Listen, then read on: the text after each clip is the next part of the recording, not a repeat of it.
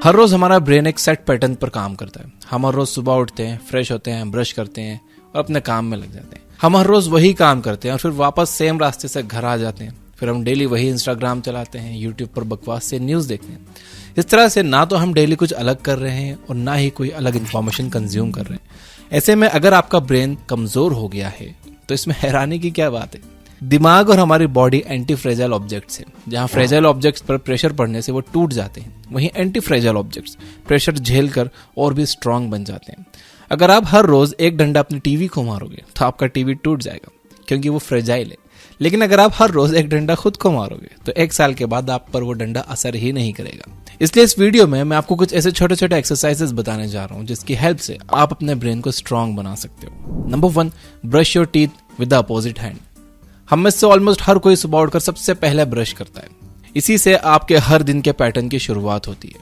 अगर आप यही पैटर्न तोड़ दो तो आपका ब्रेन ज्यादा अलर्ट हो जाएगा। वो समझ जाएगा कि आज के दिन में कुछ भी हो सकता है, इसलिए उसे और ज्यादा अलर्ट और फोकस्ड रहना है। इसके लिए अगर आप राइट हैंड से ब्रश करते हो तो लेफ्ट से ब्रश करना शुरू करो, और अगर आप लेफ्ट से करते हो तो आप राइट से करना शुरू करो।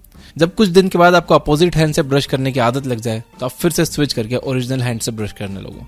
एंड इसका एक फायदा ये भी है कि जब हम अपना राइट हैंड यूज करते हैं तो हमारा लेफ्ट साइड का ब्रेन पावरफुल होता है, और जब हम लेफ्ट हैंड यूज करते हैं तो राइट साइड वाला ब्रेन पावरफुल होता है। Number 2, switch your senses. आपको ये बात तो पता ही होगी कि ब्लाइंड लोगों का सेंस ऑफ टच बहुत स्ट्रांग होता है। अगर आपने ऋतिक रोशन की काबिल मूवी देखी है तो आपको पता होगा कि वो बंदा अंधा होकर भी कितना इंटेलिजेंट था। वो नोट्स की साइज फील करके ये बता देता था कि वो नोट 10 की है या 100 की है। उसके घर में सब कुछ एक स्पेसिफिक स्टेप की दूरी पर रखा होता था। उसके सुनने की एबिलिटी भी काफी स्ट्रांग थी।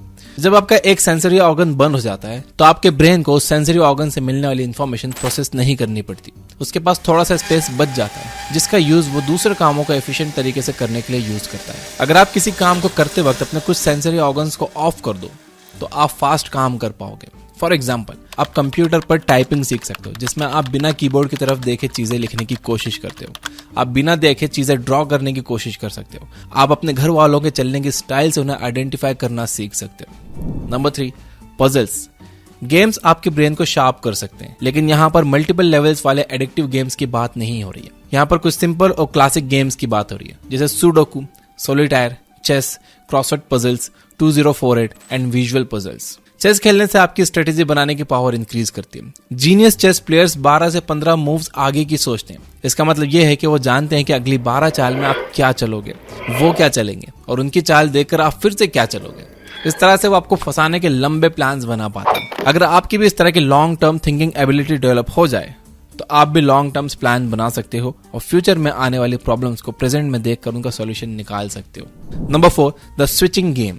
अब मैं आपको 3 गेम्स बताने जा रहा हूं जिनकी हेल्प से आप अपने ब्रेन को शार्प बना सकते हो। पहला है ओवी गेम।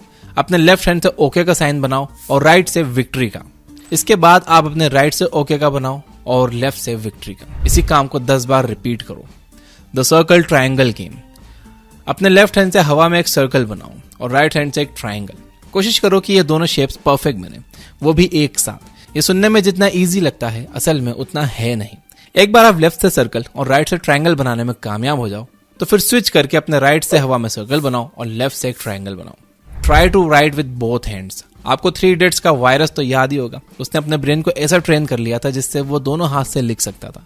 आप भी दोनों हाथों से एक साथ लिखने की कोशिश करो। एक बार आपको दोनों हाथों से एक साथ लिखना आ जाए तो आप दोनों हाथों से कुछ ड्रॉ करने की कोशिश करो। इस वीडियो का 5th point, give up the technology. आपने कुछ वेटर्स को देखा होगा जो कस्टमर्स के ऑर्डर लेने के लिए नोट्स का यूज नहीं करते। उन्हें सारे 8 कस्टमर्स के ऑर्डर्स याद होते हैं और वो सही टेबल पर सही ऑर्डर पहुंचाते हैं।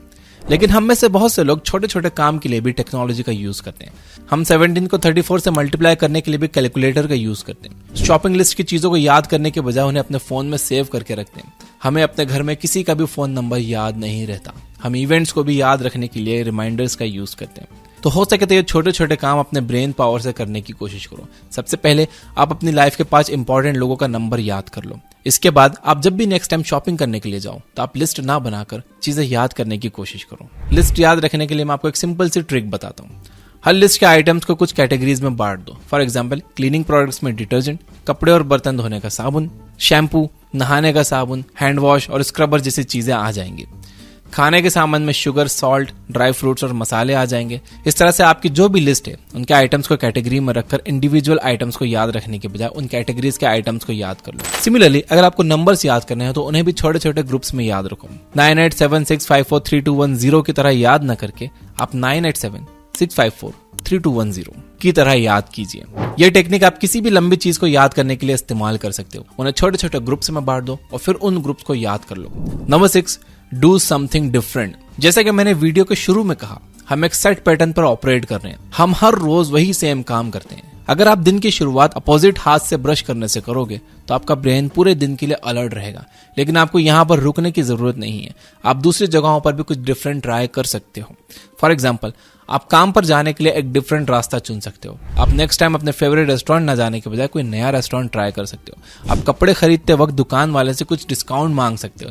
इस तरह से अपने डेली के कामों में छोटे छोटे चेंजेस करके आप अपने सारे दिन के पैटर्न को चेंज कर सकते हो। ऐसा करने से आपके ब्रेन को यह पता लग जाएगा कि अब चीजें एक सेट रूल्स के अकॉर्डिंग नहीं हो रही हैं और उसे सरप्राइजेस के लिए तैयार रहना चाहिए। इस तरह से ये सारे काम करने से आप और अलर्ट और फोकस्ड रहोगे। तो अगर आपको वीडियोस को लाइक करने की आदत नहीं है तो इस वीडियो को लाइक करके एक अपोजिट काम कर दो।